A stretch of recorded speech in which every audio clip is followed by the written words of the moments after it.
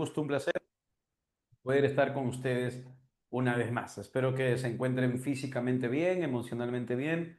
Un enorme abrazo, queridos alumnos.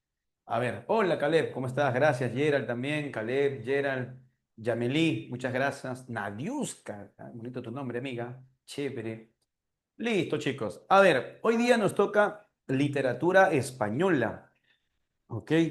Hoy día nos toca literatura española, mi amigo. ¿Ya? Tenemos el poema del mío Cid, tenemos también cuatro temas, ¿no? Don Quijote, Calderón de la Barca y este, Bécquer, romanticismo español. Así que, ¿te parece si seguimos con esta dinámica? ¿Te acuerdas? La que te daba 7 minutos para 5 preguntas, otros 7 minutos para 5 preguntas y luego yo sustento con cierto repaso teórico. ¿Te parece? ¿O cómo deseas tú? Bien, sí, ¿te parece? De 7 en 7 para que puedas desarrollar las preguntas o ya las desarrollaste. Tú me dirás. Lo ideal es que lo desarrollemos de 7 en 7, pero dime tú, a ver, tú me dirás, amigo. Habla. Yamelí no me responde, los demás están durmiendo ahí. Ya, te doy 7 minutos para las 7 primeras preguntas, ¿estamos de acuerdo? ¿Sí? Listo, chévere, gracias, gracias. Entonces vamos a iniciar, ¿ya? Acá estamos controlando para que puedas tú comenzar. ¿Sí? Vamos, 7 minutazos.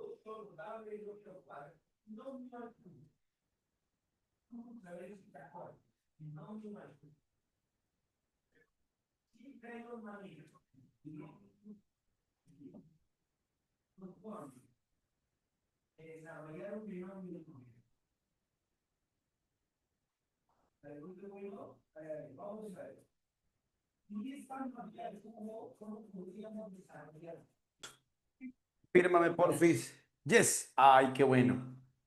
Lograste entonces. Chévere, ya Melisita. Qué bueno, mis amigos, que hayan podido llegar. Ya, chicos. A ver, vamos a hacer el repaso primero, solamente de poema del mío Cid, ¿cierto? Hacemos el repaso de poema del mío Cid, ¿ya? Y ahí vas a corroborar si tu clave está bien o también te ayudo a responderlo, ¿ya? A ver. El poema del mío Cid, ayúdame. ¿A qué etapa de la literatura española pertenece? Habla loquito, habla flaquita, habla brother. El poema del mío Cid, ¿a qué etapa de la literatura española pertenece? ¿Te recordarás? El poema del mío Cid pertenece a la etapa A. ¿A qué etapa? Pertenece a la etapa A. Uy, ¿qué ha pasado, mi amigo? El poema del mío Cid pertenece al medievalismo, en este caso español.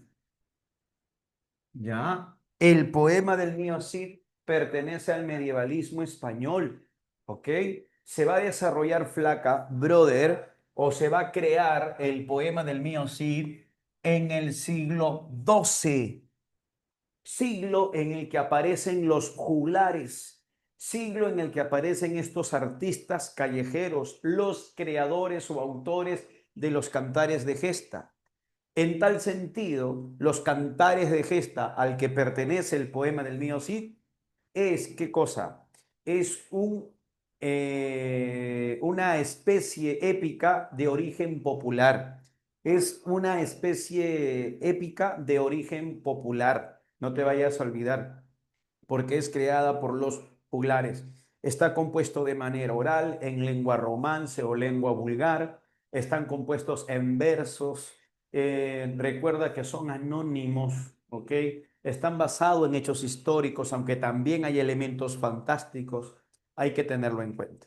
El poema del mío Cid fue estudiado por el investigador Ramón Menéndez Pidal, quien sostiene que Per Abad no era el autor, sino solo un copista, que el verdadero autor habría sido un juglar allá por el año de 1100, 30 años luego de la muerte del Cid, y 30 años más otro juglar, un segundo juglar, habría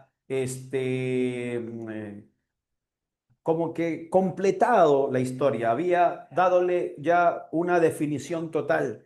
Fue este segundo juglar el que le agregó pocos hechos fantásticos al poema del mío Cid. Clasifiquemos el poema del mío Cid.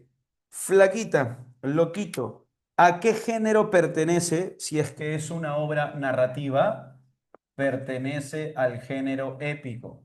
Pertenece al género épico porque es una obra narrativa, pero compuesta en verso.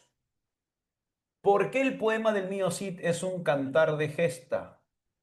Es un cantar de gesta, ok, no te olvides, de origen popular. ¿Por qué razón? Es un cantar de gesta porque narra hazañas de caballeros medievales, en este caso el caballero Miocid, que en realidad su rango fue de infanzón. ¿Ok? Los cantares de gesta narran hazañas de caballeros medievales y la formación de los reinos europeos, no te olvides. ¿Ya?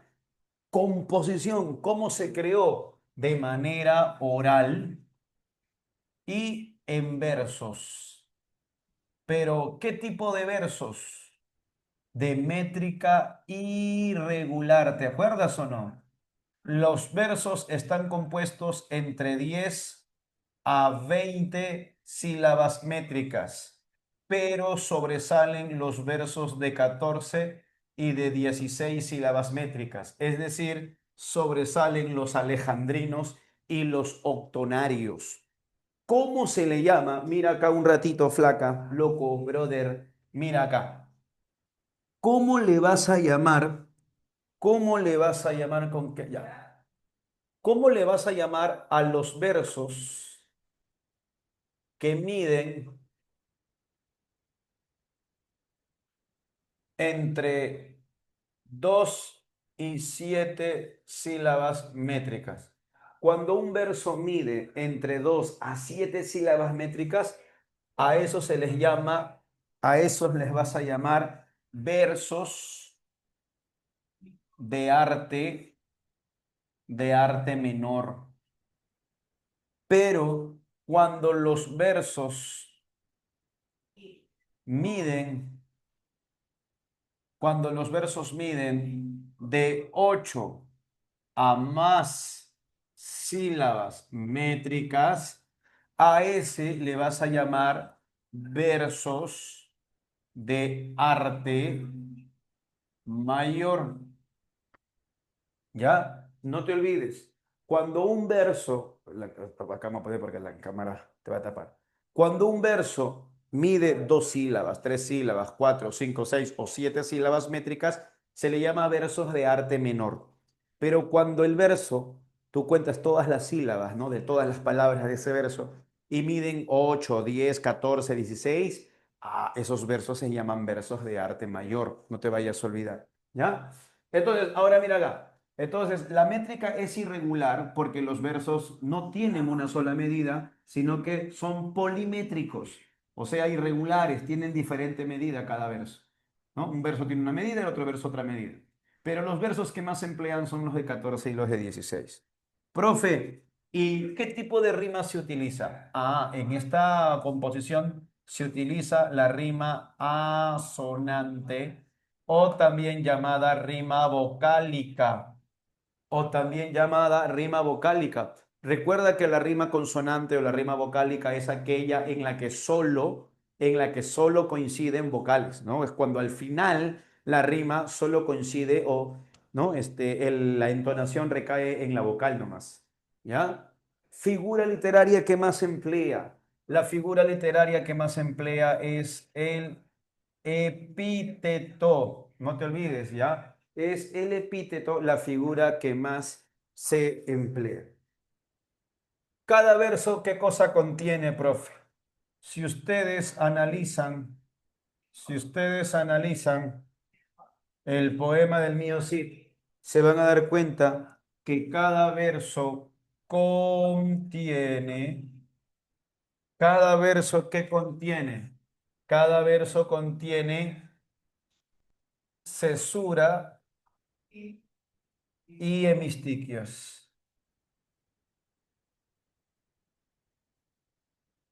Cesura y hemistiquios.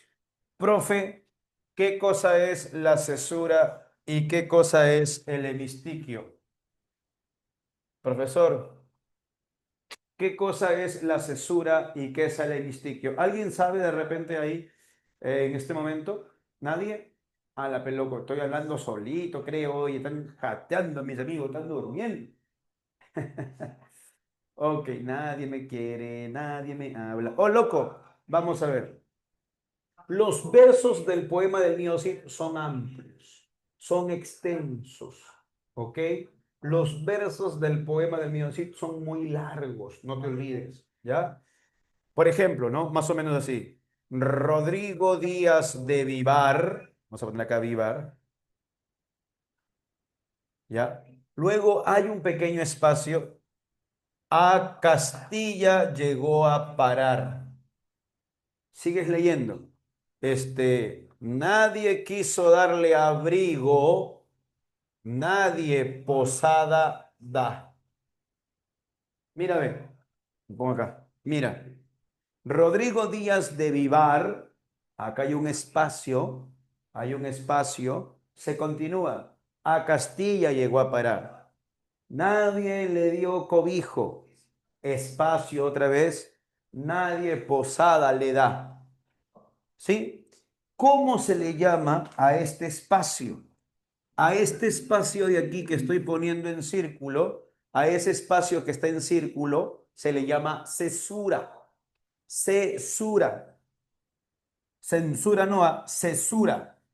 Y a esta primera parte de cada verso, a esta primera parte, ¿cómo le vas a llamar? Y a la segunda parte también, ¿cómo le vas a llamar? Tanto a la primera como a la segunda parte, primera como segunda parte, ¿cómo les vas a llamar? Hemistiquios. Hemistiquios. No te olvides, ¿ya? Esos serían los hemistiquios. Listo. Ok. Vamos a conocer ahora el aspecto de fondo. Ya hemos conocido el aspecto formal, ahora analicemos, repasemos el aspecto de fondo. Contexto. Recuerda que el poema del mío Cid tiene como fondo histórico las guerras santas, o también llamada la Reconquista. Es la famosa pelea entre cristianos versus ¿qué? Versus árabes. Cristianos versus árabes se van a estar peleando. En ese contexto de guerra, allá por el siglo XI, finales del XI, se desarrolla esta historia, está contextualizada. Pero dentro de Castilla y León, a los reinos que pertenecía el Cid, hay otra bronca. Tienes la lucha de noblezas. ¿Te acuerdas? La nobleza linajuda versus la nobleza advenediza. La nobleza linajuda versus la nobleza advenediza. O la nobleza de sangre, linaje, y la nobleza de privilegio. ¿Quiénes conforman la nobleza de privilegio, profesor? Conforman la nobleza de privilegio aquellos que nacieron pobres y mediante las conquistas se hicieron nobles, ¿ok? O pertenecían a un rango muy bajo, pero mediante sus conquistas se hicieron nobles, ¿no? El ascenso social por méritos de la guerra. ¿Cómo lo hizo el Cid? El Cid, muchachos, ¿a qué rango nobiliario ascendió? Hasta infanzón. Tema central. ¿Cuál es el tema central de este cantar de gesta? El tema central, chicos, es el destierro.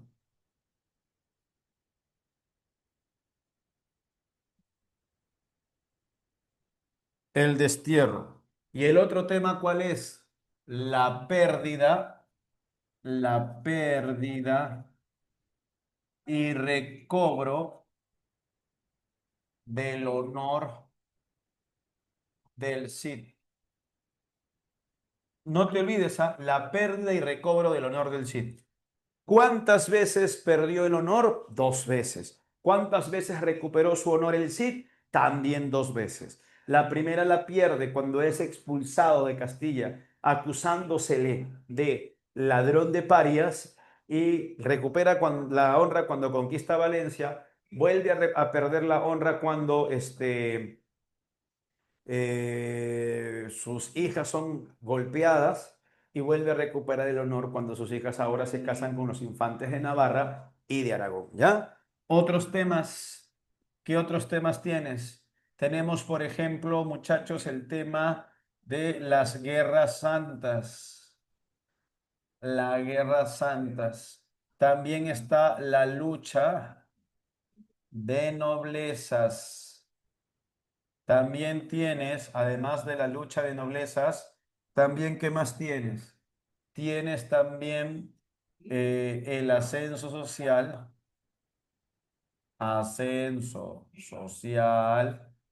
por méritos de la guerra. Ascenso social por méritos de la guerra. También tienes, no te olvides, la fidelidad o la lealtad del Cid. La fidelidad, la lealtad. ¿Qué más? También tienes el amor familiar. El Cid ama a su familia.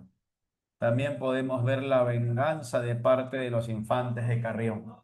Estos serían los temas más importantes, amigos, que vamos a ver en el poema del mío Cid. ¿Ok? Listo. Finalmente, partes. ¿En cuántas partes fue dividida la obra? Ramón Menéndez Pidal divide la obra en tres cantares o partes. ¿Cuáles son estos tres cantares? El cantar del destierro, el cantar de las hijas del Cid, y el cantar de la afrenta de Corpes. El cantar de la afrenta de Corpes. ¿Qué sucede en el primer cantar, en el cantar del destierro? Profe, lo destierra. Muy bien, no te olvides. Ya en el cantar de destierro lo van a desterrar. Pero hay varias cosas, ¿no? ¿Te acuerdas que también no es recibido en Burgos? Aparece Martín Antolínez, engaña a los judíos, encarga a su familia, inician las conquistas. Aquí vamos a poner que gana la espada colada. Gana la espada colada. ¿A quién se la ganó? Al conde Ramón de Berenguer, ¿ya? En la, en el Cantar de las Bodas, su mayor conquista, Valencia. Conquista Valencia, no te olvides, y se desarrolla en las bodas. El reencuentro familiar también, reencuentro familiar y luego las bodas. Reencuentro. Antes del reencuentro familiar está la reconciliación con el rey. ¿Ah? Antes del reencuentro familiar tenemos la reconciliación con el rey en el río Tajo, luego se reencuentra con su familia y se realizan las bodas en Valencia, ¿ya? Con los infantes de Carrión.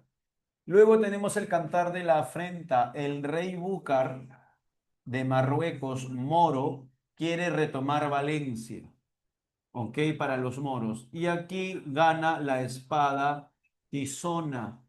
También ocurre aquí en las famosas Cortes de Toledo. Luego que los infantes golpearan a las hijas, él los lleva ¿a dónde? Los lleva a juicio. Los lleva a juicio en las famosas Cortes de Toledo. ¿Ya, muchachos? Muy bien. A ver, amigo, amiga, amigue, ¿estás ahí? Oli, nadie me habla. ¿Por qué, pues, amigos? Allá.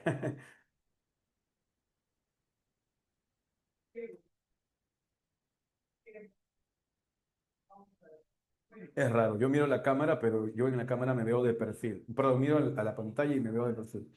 Miro la cámara allá, pero no me puedo ver. Ok. Flaga al toque nomás.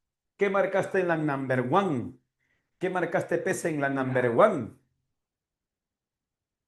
Habla. En el poema de Miocid, uno de los aspectos más representativos desde el punto de vista formal es el uso de la versificación típica de la épica medieval española. En ese sentido, se puede afirmar que la obra presenta A, B, C, D, E. ¿Cuál marcaste acá? Muy bien. Algunos versos emparejados en series monorrimas. Eso me olvidé agregar acá. ¿Dónde está? La rima. Vamos a ponerlo acá. Acá vamos a aclararlo. Eso va acá. La rima es asonante, ¿ok? Rima asonante vocálica y en monorrima. Y en monorrima. ¿Qué cosa es una monorrima? Mira acá. Mira acá. Acá concéntrate, mira. Por favor, necesito que te concentres, amiguito de selección. Rodrigo Díaz de Vivar a Castilla fue a parar. Nadie le da cobijo, nadie posada le da. ¿Ok? ¿Qué más puede ser? Oh, mío Cid, de su amada tierra se va. Analicemos esos tres versos. Analicemos los tres versos. El primer verso termina en parar, ¿cierto? El segundo verso termina en da y el tercer verso termina en va, ¿cierto? Parar, da, va. Si te das cuenta, solo está rimando la A, ¿no? Parar, solo rima la vocal A. Solo rima la vocal A. Hay una sola rima. A, A, A. Eso es una serie monorrima. Mono uno. ¿Ok? Mono es uno. Una sola rima. A esta se le llama serie monorrimática o serie monorrima. Serie monorrimática o serie monorrima. La siguiente serie puede ser de repente, el Cid campeador trae en sus brazos un bello pendón. No le importa el clima, aunque haya mucho sol. Rodrigo Díaz de Vivar, el Cid, es un gran luchador. ¿Te das cuenta? Mira, date cuenta ahí, mira, ve. Pendón, sol, luchador. Pendón, sol, luchador. ¿Qué rima vemos ahora acá? La rima O. La rima O, ¿cierto? La rima O, ¿verdad? Otra serie monorrimática. Ayúdeme, flaquita, ¿hasta ahí se ha entendido? Ayúdame, loquillo. Se entendió la uno, ¿verdad? Chévere, gracias, Emelicita. Gracias, hijita, muy amable. Dos, en el poema de Mio Cid, la figura del héroe no solo enfrenta enemigos exteriores, sino que también se inserta en conflictos internos de la nobleza castellana. A partir de lo expresado, se puede afirmar que en esta obra, uy, aquí está la clave, ¿ah? Aquí, en contexto. ¿Cuál es la clave? ¿Cuál es la clave? Yamilí ya mandó su clave. Los demás no lo hicieron. La clave sería también avión. El conflicto surge por el desprecio a nobles emergentes, o sea, a la nobleza advenediza o a la nobleza emergente o a la nobleza de privilegio. ¿Ya? Tres, seleccione la opción, seleccione la opción que completa correctamente el siguiente análisis literario sobre el poema del mío sí. Esta obra épica se centra en sucesos reales de su época. Por un lado, presenta una dimensión política al narrar, política, política. Y por otro, manifiesta una dimensión al describir batallas y proezas del protagonista. Allá, si son batallas y proezas, hazañas, entonces es militar, ¿no? Guerrera, ¿cierto? ¿Cuál sería la clave? La letra C, las tensiones entre la nobleza de linaje y la nobleza advenediza, políticamente hablando, y también guerrera, ¿no? O de batalla. La clave sería casa. Cuatro. A partir del siguiente fragmento del poema de Miocid, identifique qué aspecto del argumento se refleja en los versos.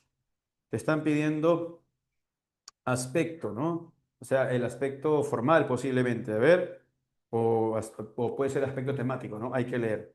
Dice, calculamos las ganancias, pero los peligros no. Ahora aquí en esta batalla tendremos que entrar los dos. Me parece que ya nunca volveremos a Carrión y que enviudarán las hijas de Miocid campeador. Aunque hablaban en secreto, los oyó Muñoz Bustíos, y fue a contarlo enseguida a Rodrigo su señor. Ahí tenéis a vuestros yernos, de tan valientes que son, al ir a entrar en batalla, echan de menos Carrión. Idlos vos a consolar por amor del Creador, que no entren en la batalla y se estén en paz los dos. Con vos no basta, con vos nos basta a vosotros y ya nos valdrá el Señor, ¿no? Se encomiendan a Dios, ¿no? Claro, ¿no? Muy bien. La cobardía de los infantes, ¿no? Los infantes suelen huir del campo de batalla, ¿no? Así que la clave en la 4 sería la letra B. Pregunta número, pregunta número 5. A partir del siguiente fragmento del ingenioso hidalgo Don Quijote de la Mancha, elija la alternativa que identifica adecuadamente una de las temáticas presentes en la obra. ¿Cuál es el tema central de El ingenioso hidalgo Don Quijote de la Mancha? Aquí abajo. ¿Cuál es el tema central? La lucha entre el idealismo y el pragmatismo. Recuerda también que lo que motiva a Don Quijote a salir por aventuras, ¿cuál es? ¿Qué lo motiva? Lo motiva el amor y la justicia. Mandó a Sancho que alzase el yelmo, el cual, tomándole en las manos, dijo, por Dios, que la bacía es buena y que vale un real de a 8 como un maravedí, y dándosela a su amo, se la puso luego en la cabeza, rodeándole a una parte y a la otra, buscándole el encaje, y no se le hallaba. Dijo, sin duda que el pagano a cuya medida se forjó primero esta famosa celada, debía de tener grandísima cabeza. Y lo peor de ello es que le falta la mitad. Cuando Sancho oyó llamar a la vacía celada, no pudo tener la risa, mas vínosele a las mientes la cólera de su amo y cayó en la mitad de ella. ¿De qué te ríes, Sancho? Dijo Don Quijote. Ríome, respondió él, de considerar la gran cabeza que tenía el pagano dueño de este almete, que no asemeja sino a una vacía de barbero pinti parada, ¿no? Habla del yelmo del Mambrino, ¿no? Cuando se encontraron un casco, que no era un casco, era una vacía. La vacía se ponía en el cuello, a ver, el barbero, ¿no? El barbero, el peluquero, cuando, ¿no? Arreglaba la barba, se sentaba el cliente y se le ponía como un vacío acá, obviamente con una U. En esta vacía, Don Quijote la confunde como un yelmo, un casco, ¿no? ¿Ya? Así que, bueno, ¿cuál es la clave? La letra B, ¿cierto? El contraste constante entre la mirada idealista de Don Quijote y la pragmática o práctica de Sancho. Es una vacía y punto. ¿Ya? Es una vacía, le dice. No, es el yelmo del Mambrino. Don Quijote mira desde la idealización. Vamos, te toca otra vez, ¿ya? Te voy a dar 7 minutazos, muchachos, 7 minutazos para volver con las 5 más, ¿ya? Ahí vamos. A ver, a ver, a ver. Ya. 7 minutazos, chicos, 7 minutazos. Avancen, chicos, vamos, vamos, vamos. Llegaste a la Llegaste a la número 10. Habla, loquito. Habla, loquita. ¿Pudiste llegar a la número 10? A la peconcha. Chévere, Yamilita. Está muy participativa. Gracias, Yamili, por tu participación. Ayudas a dinamizar la clase. De verdad, muy amable, hija. A ver, muchachos. Repasemos rapidito el barroco español. Recuerda algo. Recuerda que el barroco es de origen italiano, ¿ya? El barroco es un movimiento de origen italiano y bueno, en España se va a desarrollar en el siglo también XVII Y recuerda que el barroco es la segunda etapa del famoso siglo de oro español. Está dentro del siglo de oro español que se desarrolló durante el siglo XVI y el siglo XVII. Recuerda que durante el siglo XVI se desarrolló el Renacimiento español y en el XVII el Barroco. Por otro lado, no te olvides, recuerda que el contexto del Barroco es un contexto difícil, un contexto de guerras, de luchas políticas, un contexto de enfermedades, pestes, hambruna, muerte. Por lo tanto, hay una visión pesimista de la vida y hay un retorno a las creencias católicas, porque recuerda que el barroco está también dentro del contexto de la contrarreforma, ¿ya chicos? Bueno, por Dios, el arte barroco, ¿ya? El arte barroco, muchachos, es un arte complicado, ¿ya? Complejidad, hay complejidad formal. ¿Qué significa complejidad formal? Que es difícil. ¿Y a qué se debe la complejidad formal? Al exceso, al exceso de adornos. Se debe, esta complejidad formal se debe al exceso de adornos. ¿Cómo cuáles? Por ejemplo, el lenguaje culto y elevado, las famosas alusiones mitológicas grecolatinas, las muchísimas alusiones mitológicas grecolatinas, o por ejemplo, el uso excesivo, que hay exceso de metáforas hiperbatón. ¿Ya? Recuerda que en el barroco se va a utilizar mucho la metáfora y mucho el hipérbato. También recuerda que en el arte barroco hay antinomias, ideas opuestas, ¿ok? Ideas opuestas, contrastes. Ejemplo, en Don Quijote, loco, cuerdo. O por ejemplo, La vida es sueño, ¿no? Libertad, prisión, hombre bestia. También tenemos, no te olvides, la idea de inestabilidad.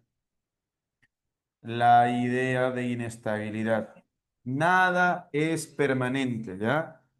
El hombre es un ser que habrá de perecer. No te olvides, nada es permanente.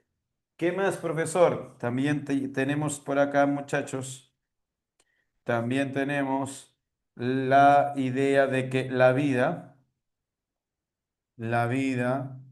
es una representación. La vida es una representación. La vida es un sueño, la vida es una ilusión, la vida es una sombra. Por eso se juega mucho con la idea de realidad y ficción. Siempre se está jugando bastante con esta idea de realidad y ficción. Y también no te olvides que durante estos años en el arte barroco se transmite la idea de movimiento o dinamismo. Todo se mueve, nada está quieto. Todo se mueve, nada está quieto. No te olvides, ¿ya? Listo. En el caso de Don Quijote, estamos ante una novela paródica. ¿Por qué es una novela paródica? Porque se va a burlar de las novelas de las novelas de caballería. Recuerda que el estilo es barroco también. Y esto se debe a varias razones. Por ejemplo, uno, exceso de escenarios, exceso de personajes, configuración, perdón, configuración compleja de sus protagonistas y el famoso estilo cervantino. El estilo cervantino. Ah, también recuerda que aquí se utilizan antinomias, ¿ah? ¿Qué es el estilo cervantino? El uso de tres lenguajes. ¿Cuáles son estos, profesor? El lenguaje narrativo, el lenguaje señorial y el lenguaje coloquial. En la obra, ¿quién utiliza el lenguaje narrativo? Pues el narrador. ¿Quién utiliza el lenguaje señorial? Quijote. ¿Y quién utiliza el lenguaje coloquial? Sancho. ¿Y Sancho por qué? Utiliza el lenguaje coloquial porque usa mucho las o los refranes. ¿Ok? El tema central, el idealismo versus el pragmatismo. ¿Ok? Listo. ¿Ok? Esto es un pequeño repaso, pero culminemos con la estructura. ¿Ya? A ver, está dividida en dos partes, no te olvides. ¿Ok? Tenemos la primera parte. Recuerda que en la primera parte, recuerda que en la primera parte se nos presenta a un loco tonto. Se nos presenta un Don Quijote loco, pero lamentablemente, ¿no? Como tonto, lo agarran de tontito, ¿no? ¿Qué más? Recuerda que acá hay dos salidas. La primera salida y la segunda salida. En la primera salida, Don Quijote sale solo y está en busca de aventuras, siendo la venta un supuesto castillo donde será ordenado caballero. En la segunda salida sale con Sancho, siendo los molinos de viento, siendo los molinos de viento la aventura más famosa de la segunda salida. Luego tenemos la segunda parte. En la segunda parte ya se nos presenta ahora a un loco cuerdo, un loco medio cuerdo. Recuerda que esta segunda parte tiene problemas. Recuerda que antes de ser publicada, un tal Avellaneda, ¿ok? Alonso de Avellaneda, que es un nombre falso, por cierto, publicó la segunda parte del Quijote de la Mancha. Por eso es que Cervantes se apuró a publicar su verdadera segunda parte. Recuerda que en esta segunda parte, recuerda que en esta segunda parte hay una última salida, la tercera salida. Recuerda que aquí también sale con Sancho y es motivado por Sansón Carrasco, el famoso vecino bachiller que había recién salido de la Universidad de Salamanca. Y recuerda que para que lo haga volver, tramó una idea, vestirse del caballero del bosque y el caballero de la blanca luna. Caballero del bosque y luego el caballero de la blanca luna. Listo, flaquita. Listo, loquito. Hasta aquí te he hecho un repaso de el barroco español y de Don Quijote. Veamos. Número 6. Con base en el siguiente fragmento del ingenioso hidalgo Don Quijote de la Mancha, identifique el tema central.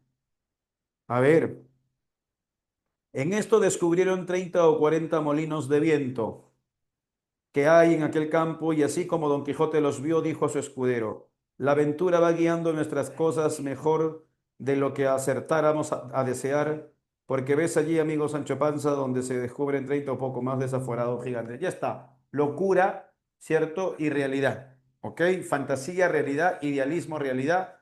¿Cuál sería la clave? Dedo. 7. Complete correctamente la siguiente afirmación sobre el argumento del ingenioso hidalgo Don Quijote de la Mancha. Uno de los primeros acontecimientos que marcaron el inicio de las aventuras de Don Quijote ocurre cuando, a ver, uno de los primeros acontecimientos, ¿cuál es? ¿Ah? ¿Cuál es una de sus primeras aventuras?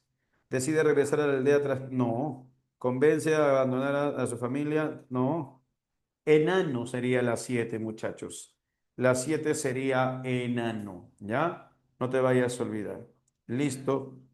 Eh, Voy a borrar esto para hacerte el repaso teórico de la vida y sueño.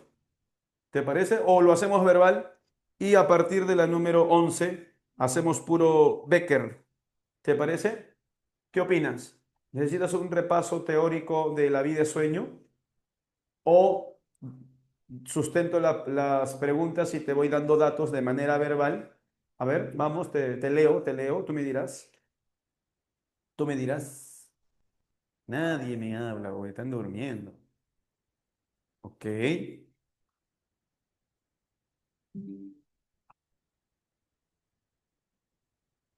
Sustentamos de manera verbal. Todas, ya no hacemos nada de Becker tampoco, ¿no? Ok, listo. Pregunta número, entonces, 8. Nos dice así.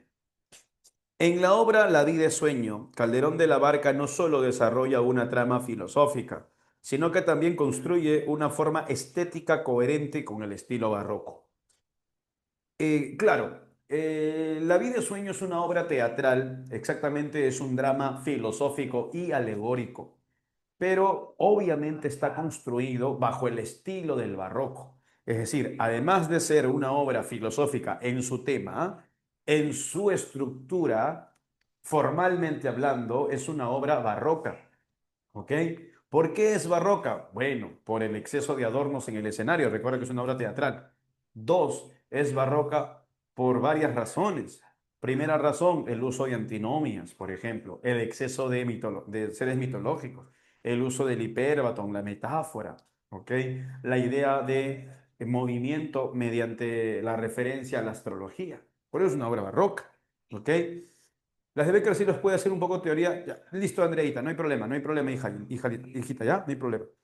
Bueno, este, bien, dice, esta se manifiesta, el estilo barroco, en la elaboración de diálogos densos y simbólicos, el uso intensivo de recursos retóricos y la introducción de los cuales permiten reforzar el mensaje central a través de oposiciones visuales y conceptuales. ¿Qué marcaste en la número 8?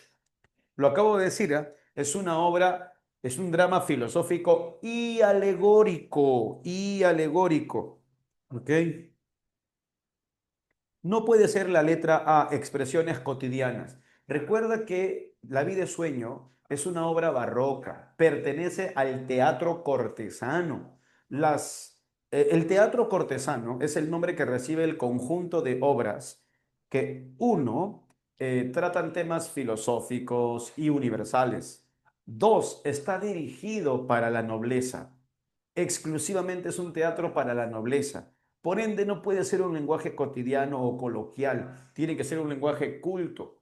Y si tú revisas el estilo de La vida y sueño en la teoría que te hemos dado, claramente dice ahí lenguaje culto y solemne. Por eso no puede ser la letra A, que es un lenguaje solemne, un lenguaje serio, aristocrático. ¿Ok? Dos, o B, la introducción de monólogos breves y carentes de profundidad emocional. Falso, ¿por qué? Porque si hay monólogos, ojo, no monólogo interior, el monólogo interior es en la narrativa. En teatro hay monólogos o soliloquios. ¿Por qué razón? Porque cuando Segismundo habla consigo mismo, ¿ok? Primero son monólogos un poco largos y segundo tienen profundidad emocional y sobre todo profundidad filosófica. Ay, mísero de mí, Ay, infelice, apurar cielos pretendo, qué delito cometí contra vosotros, aunque naciendo entiendo qué delito he cometido, pero no nacieron los demás. Si los demás nacieron, ¿qué privilegio tuvieron que yo no gocé jamás? ¿Ves? Claramente es un monólogo extenso primero, no es corto porque sigue el monólogo. Y dos, tiene esa profundidad. Por eso no puede ser la letra B. La D, enunciados populares nunca. Recuerda que hay otro tipo de teatro, el teatro popular, que lo representa Lope de Vega. El teatro popular trata temas nacionales, históricos y legendarios. Está dirigido a todo público, ricos y pobres. Y también ese teatro, muchachos, tiene como protagonistas a villanos, o sea, gente del pueblo, ¿ya? Figuras míticas tomadas de las leyendas medievales. No, figuras míticas medievales, pero de la cultura grecolatina. La clave sería la letra C. La introducción de elementos alegóricos, simbólicos, quiere decir simbólicos, con sentido de contraste, de oposición. ¿Ok? De oposición. Muy bien. 9. Lea el siguiente fragmento de La vida es sueño de Pedro Calderón de la Barca y seleccione la afirmación que mejor refleja la intención del rey Basilio. ¿Cuál es la intención al leer? A ver, vamos a leer. Basilio dice, esto quiero examinar, trayéndole donde sepa que es mi hijo y donde haga de su talento la prueba. Si magnánimo se vence, reinará. Pero si muestra el ser cruel y tirano, le volveré a su cadena, o sea, encerrarlo. Claro, está queriendo prácticamente demostrar si el augurio que le dijeron, la profecía que le dijeron los astrólogos sobre que Segismundo cuando sea adulto sería un rey tirano, ¿ok? Por eso lo encerró, porque los astrólogos le habían recomendado que lo mate. Entonces dijo, no, pobrecito, mi chibolito, no, no, pobrecito, lo voy a encerrar nomás y ahora quiere, ¿no? Saber si es cierto o no ese augurio. Digamos que no estuvo, siempre no estuvo tan seguro de sus creencias astrológicas. Está complacido por haber evitado que Astolfo llegue al trono. Tiene dudas, ahí está. Tiene dudas sobre el destino anunciado y decide probar a Segismundo. La clave sería la letra B. Llevará a Segismundo desde Moscovia. No, Segismundo no está en Moscovia, está en la torre que oculta en el medio del bosque de Polonia. Quiere demostrar ante todos el carácter noble del ayo Clotaldo. No, quiere demostrar, quiere comprobar si su hijo se puede portar o no como un rey para ver si la profecía era cierta. Pretende verificar si las predicciones hechas por los astros son exactas. Uy, beso o enano. Pretende verificar si las predicciones hechas por los astros son exactas. A ver, chale, ¿no? Estaba medio raro, ¿no? Tiene dudas sobre el destino anunciado por Segismundo y decide probar a Segismundo. Pretende verificar. Yo creo que la vez más exacta. ¿Por qué razón? Porque menciona claramente acá a su hijo, ¿no? Esto quiero examinar, trayéndole, ¿a quién lo van a traer? Donde sepa que es mi hijo, o sea, que trayéndole acá al palacio para que Segismundo sepa que es hijo de rey, mi hijo, y donde haga de su talento la prueba, dice, ¿no? La prueba, ¿ya? Y acá dice, decide probar a Segismundo. La clave más exacta sería la letra B. La letra B, ¿ok? La letra B. Pregunta número 10. En La vida y sueño de Pedro Calderón de la Barca, el argumento se construye a partir de una estructura dramática que combina el destino trágico con elementos de redención. ¿Ah? Claro, Segismundo se redime, ¿no? Es decir, cambia su actitud, porque recuerda que cuando él sale de prisión, lo duermen, ¿no? Para llevarlo al palacio y al escuchar todo lo que le ha dicho Clotaldo, Segismundo, ya como príncipe, se enoja, ¿no? ¿Cómo es posible que por un tonto augurio me hayan encarcelado 30 años? Te voy a matar, Clotaldo, vas a morir. O sea, actuó mal. Después lo volvieron a dormir, lo volvieron a encerrar. En prisión le dijeron que él nunca salió, que todo fue un sueño. Cuando los soldados luego lo sacan, está a punto de matar a su padre, muere, pero recapacita y dice, no, no, no puedo obrar así, voy a obrar de manera correcta. ¿Ok? A partir del fragmento citado, ¿cuál es el tema central que se expresa en los versos? Yo, acudiendo a mis estudios, en ellos y en todo miro, que Segismundo sería el hombre más atrevido, el príncipe más cruel y el monarca más impío. Mm. Ah, no, perdón, me he ido a la 11, ¿no? Disculpa, es la 10, ¿no? A partir de lo anterior, determine la veracidad de los siguientes enunciados sobre el argumento de la obra. Uno, el rey Basilio encierra a su hijo porque lo considera indigno de gobernar por su carácter violento. Claro, ¿no? En la segunda oportunidad en este caso, ¿no?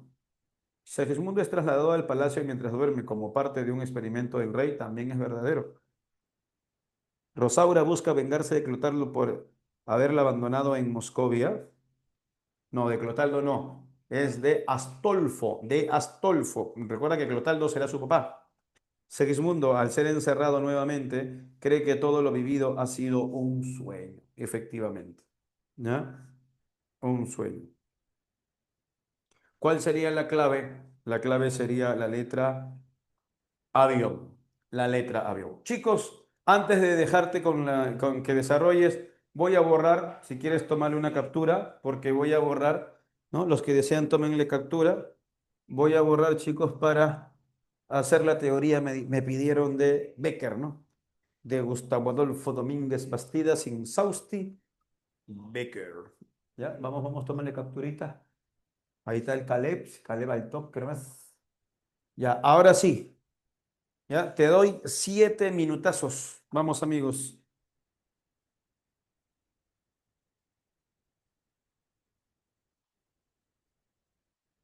Ahí está, ya. 7 minutos. Vamos.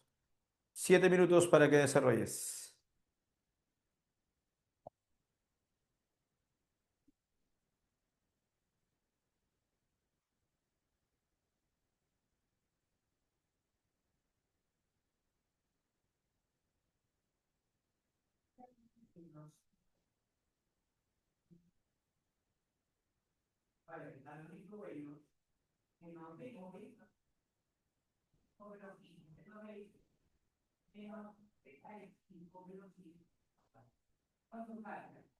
Digitalita para interactuar.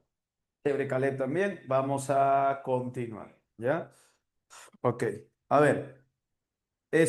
Pregunta 11 dice, en el teatro barroco español, especialmente en La vida de sueño, se plantean aspectos de índole filosófica en torno a la historia de Segismundo. A partir del fragmento citado, ¿cuál es el tema central que se expresa en los versos? Yo, acudiendo a mis estudios, en ellos y en todo miro, que Segismundo sería el hombre más atrevido y el príncipe más cruel y el monarca más impío. Si dice que yo acudiendo a mis estudios, en ellos y en todo miro, ¿no? A ver, recuerda que, primero, ¿cuál es el tema central de la vida de sueño? ¿Te recordarás cuál es el tema central? ¿Te recuerdas o no recuerdas? No, profe. El tema central es uno, el libre albedrío. ¿Qué haces con tu libre albedrío? ¿Qué haces con tu capacidad para hacer lo correcto o lo incorrecto, lo bueno, lo malo, lo pecaminoso y lo no pecaminoso, según los barrocos? Dos, los límites imprecisos entre la realidad y la ficción, o entre la realidad y el sueño, ¿cierto? O si quieres, la vida entre la realidad y el sueño. No te vayas a olvidar. Esos son los temas centrales, ¿ya? Esos son los temas centrales. Pero dentro de esta obra hay más temas. Tenemos, por ejemplo, la falta de libertad, la predestinación astrológica, que en la obra se critica. También tenemos, por ejemplo, las luchas por el poder, la lucha por la corona. ¿no? Astolfo, Estrella y Segismundo después. Luego tenemos el perdón del hijo al padre.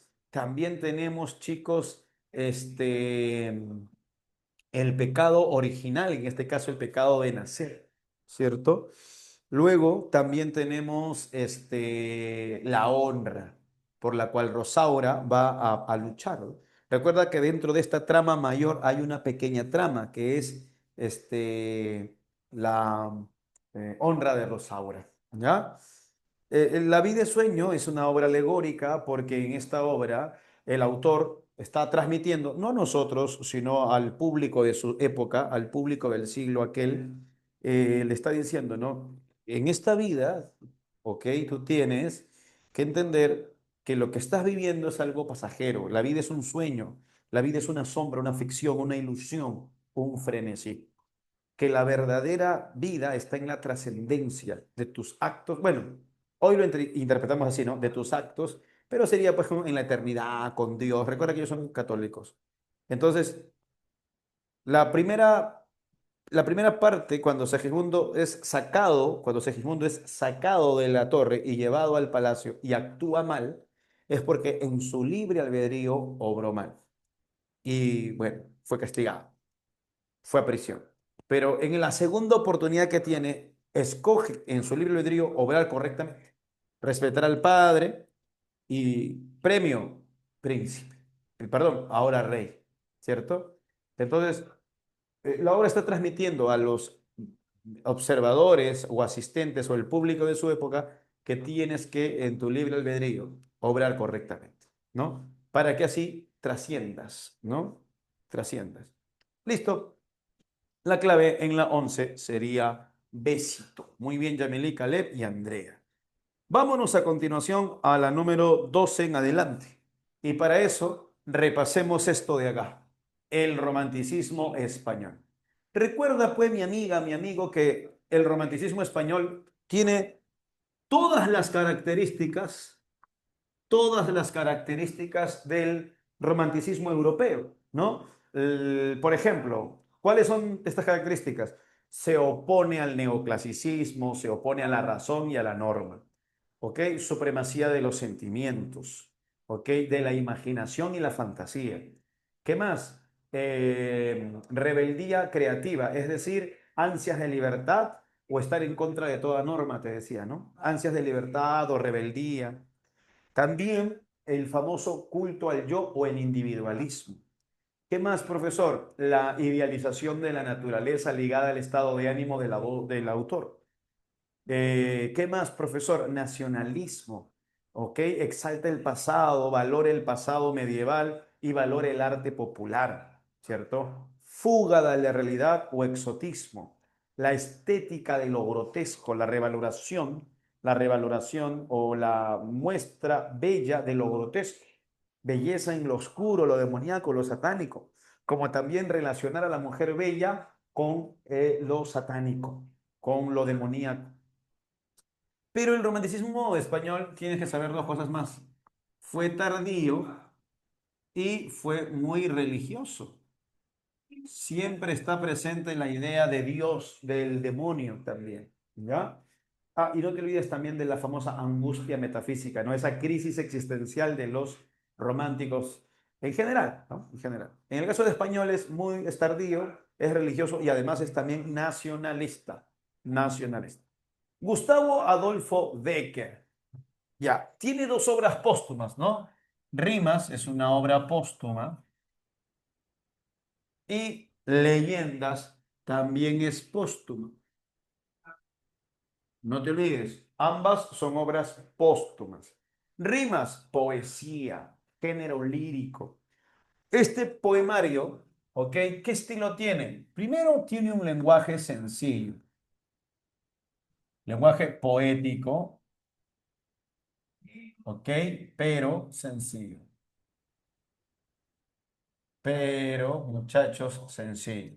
Dos, son poemas breves, compuesto por poemas pequeños, poemas breves. Por eso dice la teoría, ¿no? Poemas breves de gran sencillez formal. ¿Qué más? Uso de rimas.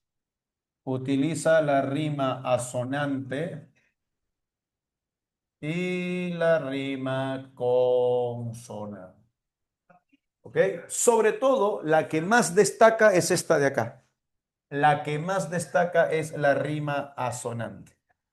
Es la rima que más emplea, ¿ya? La rima que más emplea será la rima asonante. ¿Cuál es el tema central? El tema central es el amor idealizado. En pocas palabras, Becker nos transmite su idea de amor, su idea del amor. Pero hay otros temas, ¿no? Por ejemplo, tenemos el deseo amoroso. Tenemos, por ejemplo, el deseo amoroso, ¿no? La voz poética que quiere amar y quiere que lo amen, ¿no? También tenemos la aparición súbita del sentimiento amoroso. La aparición súbita, la aparición repentina, inesperada, el amor a primera vista. También tenemos el amor, el amor como ilusión imposible. ¿Qué quiere decir el amor como ilusión imposible? El amor que no se da o que si se da, fracasa. ¿Ok? Que si se da, fracasa.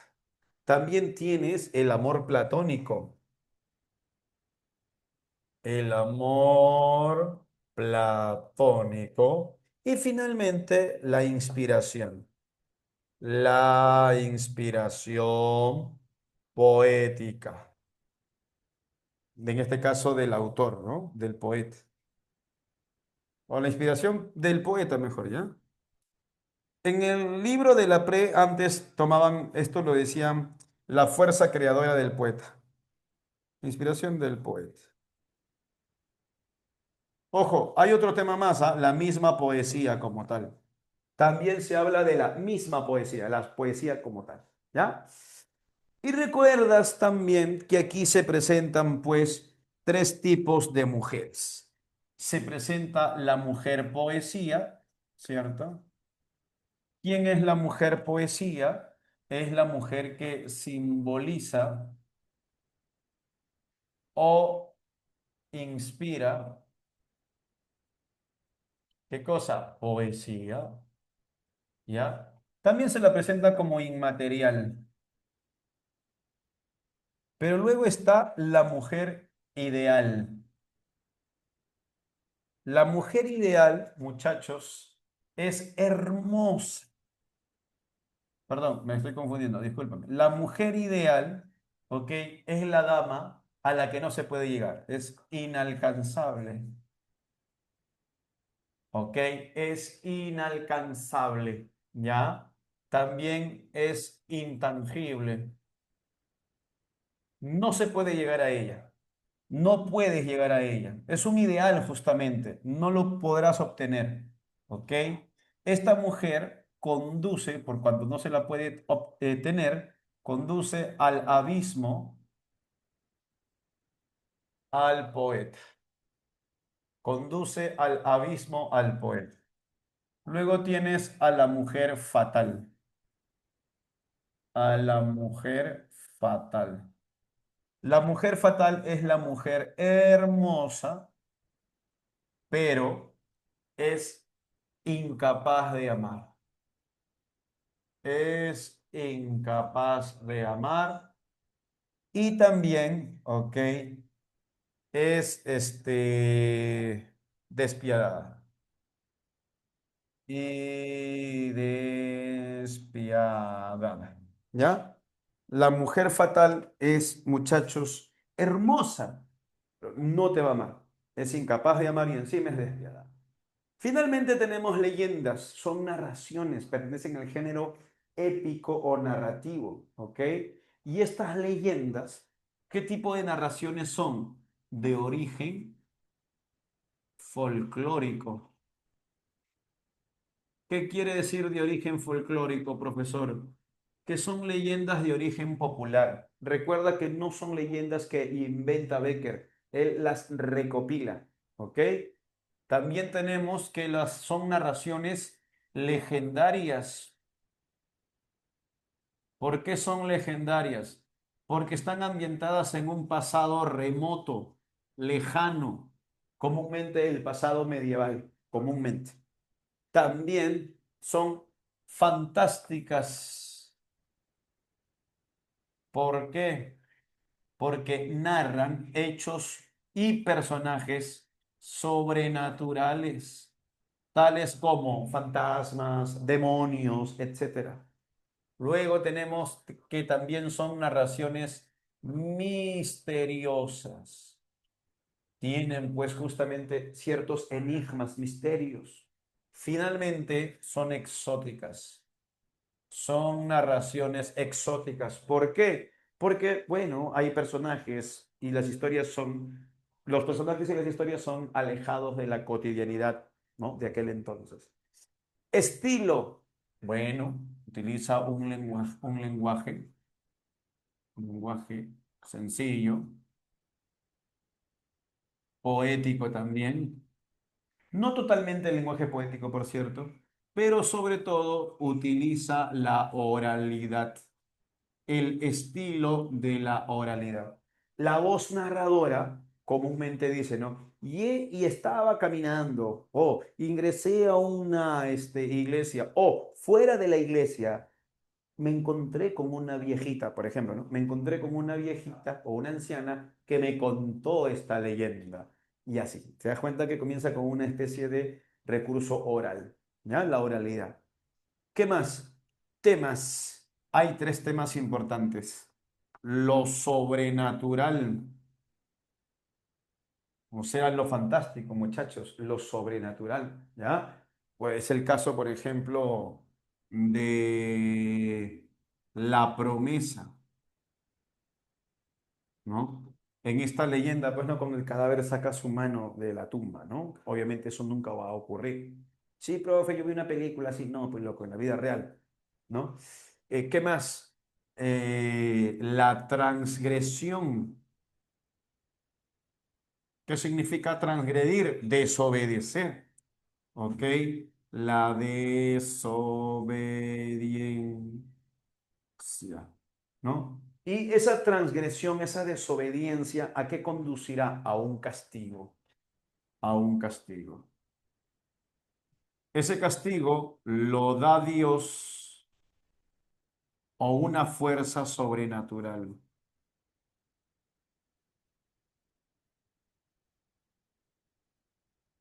¿ya? ¿Y cuáles pueden ser esos castigos? Pueden ser la locura o pueden ser la muerte. Por ejemplo, en la Ajorca de Oro, por cuanto se transgredió en el sentido de que se robó algo sagrado, el castigo fue la locura. Y en los ojos verdes, como también en el monte de las ánimas, el castigo fue la muerte. ¿Ya, chicos? Muy bien. Hasta aquí, mi amiga, mi amigo. ¿Tienes alguna consulta? Hasta aquí, flaquita, loquito. ¿Tienes alguna duda? ¿Algo que no haya quedado claro, por favor? ¿Algo que no hayas entendido? ¿Algo que no haya quedado claro? ¿Todo clarito? Todo claro. Chévere, mi amiga la Yameli. Ok, resolvamos la 13 o la 12, perdón. Los autores románticos expresaron una fascinación por lo misterioso, demoníaco, deforme. Ya, está fácil, ¿eh? Todo Gucci, profe. Listo. La número 12 claramente es la letra B. Nunca te olvides, siempre que quieras recordar qué es la estética de lo grotesco, relaciónalo con esta película animada llamada El cadáver de la novia, ¿no? Donde se presentan personajes y hechos grotescos, ¿no? Se presentan cadáveres, fantasmas, ¿no? Pero también el hecho grotesco de quererse casar con un cadáver, no te pases, loco. O sea, realistamente, ¿no? En la vida real eso es horrible. pero el romántico tiende pues a representarlo de forma idealizada, a representarlo de manera idealizada. ¿Ya chicos? Muy bien. La estética de lo grotesco. Seguimos. Pregunta 13. Gustavo Adolfo Bécquer renovó la lírica española del siglo XIX mediante una expresión poética más libre y musical. En esta obra predominan estructuras con, aunque también utiliza con frecuencia lo que contribuye a la naturalidad del ritmo. Claro. A ver, acá sí hay que hacer una aclaración. Justo estábamos hablando de esto con nuestros amigos, los colegas, ¿no? Los profesores de literatura de Bonex. Y bueno, allí, cuidado, ¿no? Si no has visto eso en mi teoría, ¿cierto? ¿Por qué razón? Porque no utiliza el verso heptasílabo nada más. O sea, utiliza el verso heptasílabo, o sea, versos cortos como versos largos. Versos cortos, versos largos. Utiliza, ¿sabe? Utiliza más de un tipo de verso. Profe, no entendí nada. El verso heptasílabo es el verso que mide 7 sílabas métricas, ¿ok? Pero no todos sus poemas pues están escritos en puros versos heptasílabos. Hay versos que miden 8, 9, 10, otros miden 7, otros miden 2, ¿no? Pero no es que únicamente se utilice el verso heptasílabo. Cuidado, ¿ya? La clave sería enano. O sea, uno de los versos que utiliza es el heptasílabo, ¿no? Pero no es que sea el único. ¿Ya, chicos? ¿Qué más? 14. Las rimas de Gustavo Adolfo Bécquer exploran temas trascendentales como el amor, la muerte, el alma y el misterio de la existencia. A partir del siguiente fragmento de la rima 73, ¿qué tema predomina? Vuelve el polvo al polvo, vuela el alma al cielo. Todo es vil materia, podredumbre y cieno. No sé, pero hay algo que explicar no puedo, que al par nos infunde repugnancia y duelo al dejar tan tristes, tan solos los muertos. ¿Cuál sería la clave aquí, muchachos?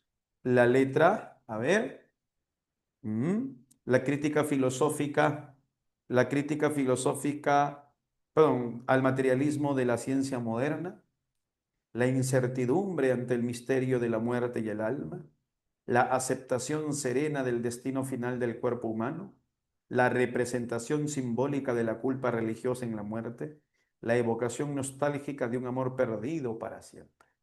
¿Qué marcas, pues, amigo? ¿Qué marcas, pues, amiga?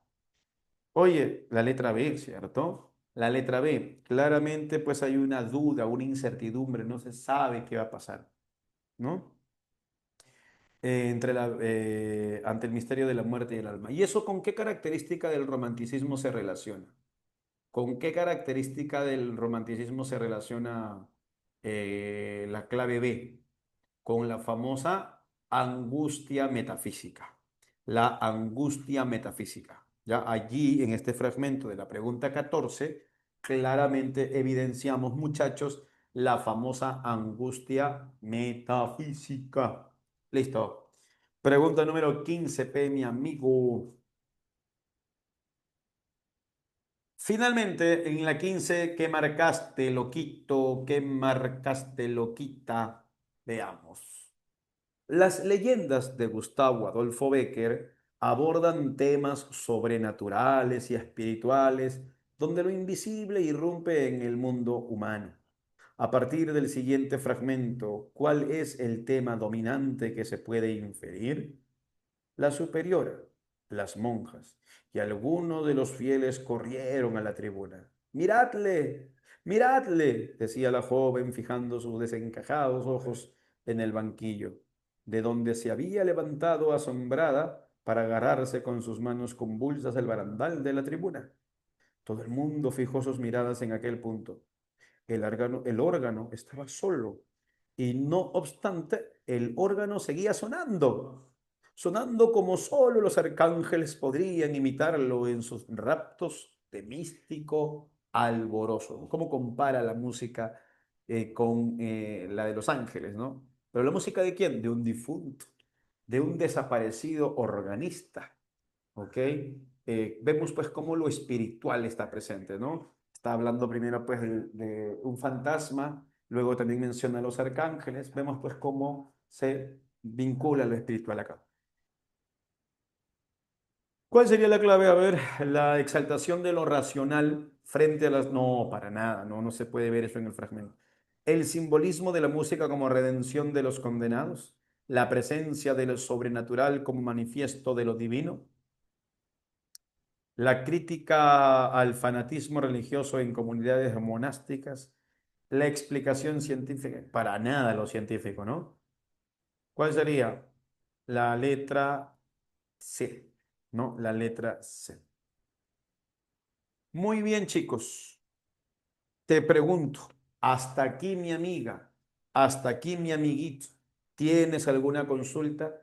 ¿Tienes alguna duda? ¿Algo que tal vez no me haya dejado entender? ¿O algún problemita que tengas tal vez?